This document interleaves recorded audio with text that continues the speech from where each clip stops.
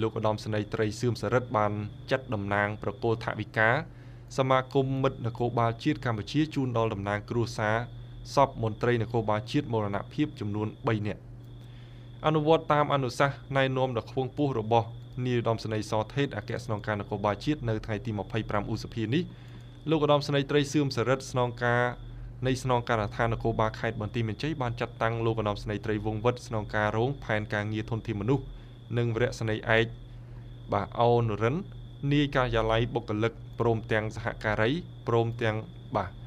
បានប្រគល់ថវិកាជូនដល់តំណាងគ្រួសារសពមានដូចខាងក្រោម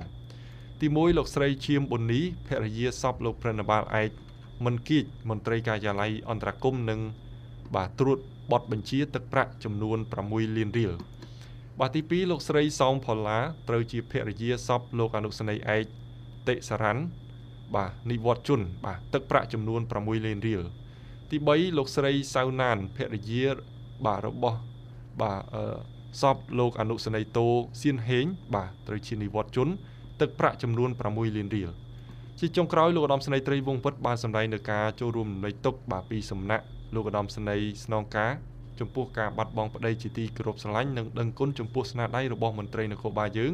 ដែលបានខិតខំប្រឹងប្រែងបំពេញភារកិច្ចជូនជាតិមាតុភូមិនិងបម្រើប្រជាពលរដ្ឋអស់ពីកម្លាំងកាយកម្លាំងចិត្តកន្លងមកផង